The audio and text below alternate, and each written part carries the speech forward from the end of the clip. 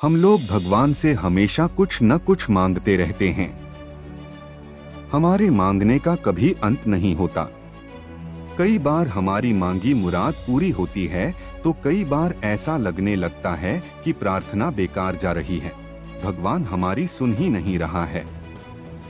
जबकि सच यह है कि भगवान हर किसी की सुनते हैं और सभी की झोली भरने की कोशिश करते हैं, लेकिन जब झोली भरी हो या आपको भरी झोली को खाली करने का तरीका नहीं मालूम हो तो भगवान यही सोचता है कि इसे देने का भी क्या फायदा।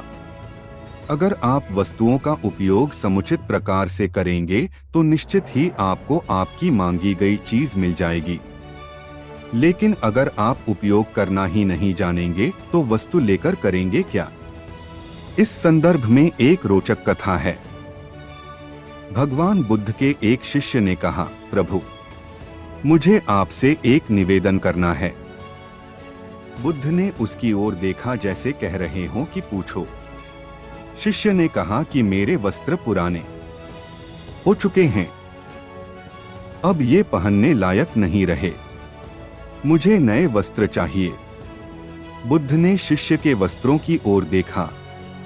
वस्त्र सचमुच बिल्कुल जीर्ण हो चुके थे। बुद्ध ने दूसरे शिष्य से नए वस्त्र लाने के लिए कहा। कुछ दिनों बाद बुद्ध अपने उस शिष्य के निवास पर पहुंचे। कुशलक्षेम के बाद उन्होंने पूछा, तुम्हें और कुछ तो नहीं चाहिए?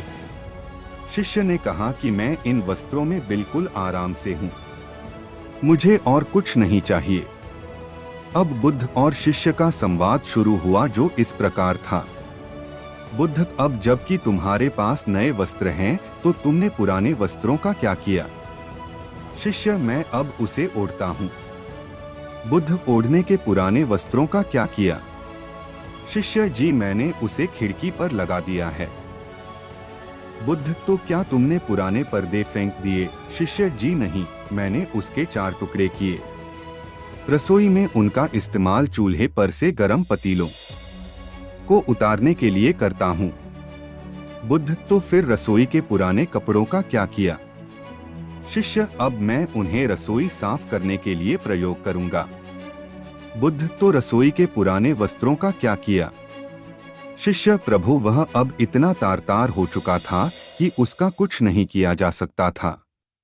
मैंने उसका एक एक धागा अलग करके बातियां तैयार कर ली। उन्हीं में एक से कल रात आपके कक्ष को प्रकाशित था। बुद्ध शिष्य के इन उत्तरों से संतुष्ट हो गए। वे प्रसन्न थे कि उनका शिष्य वस्तुओं को बर्बाद नहीं करता और उसमें समझ है कि उनका उपयोग किस तरह से किया जा सकता है।